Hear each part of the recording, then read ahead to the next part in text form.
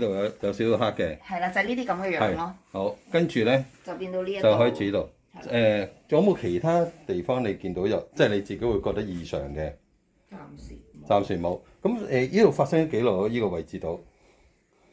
大約即係可能個月以月計啊，以年計有咩？係月計嘅。月計嘅。可能2個月。OK， 好，跟住1-2個月明白。好，咁其他就冇特別。對咁我入去幫你睇睇嗰度啲問題好冇？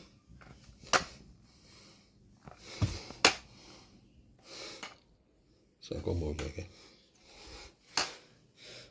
呢度好明顯積晒水。浴室地圖冇乜特別。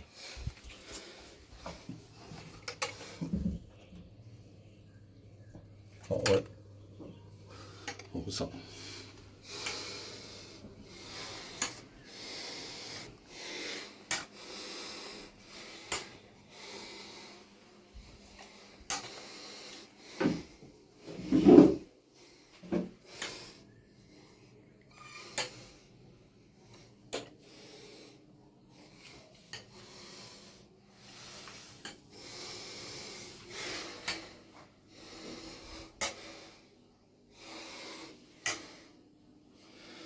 睇睇shower位呢度，嗰度濕到呢度，啲水管高少少。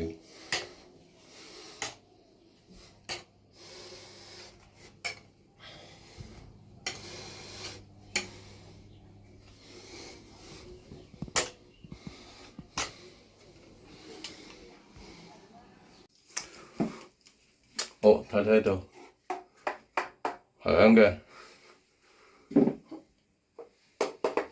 響晒㗎啦，好危險！我哋呢啲隨時都會跌嘅。呢個上高，呢啲就係話即係有漏水，令到鋼筋咧膨脹咧而造成嘅。咁啊需要做視波領先補得翻呢度。不過咧個問題係喺上高漏水，你要同上高嗰度傾咗先。呢啲位亦都係空晒㗎啦。咁啊〜即係你唔理咧，遲早都會跌落嚟中頭獎嘅，咁啊所以咧，你一定要跟進件事。咁而家我哋淨係睇到呢度咧，呢啲講嘅位置咧濕度，咁啊我會幫你影埋啲。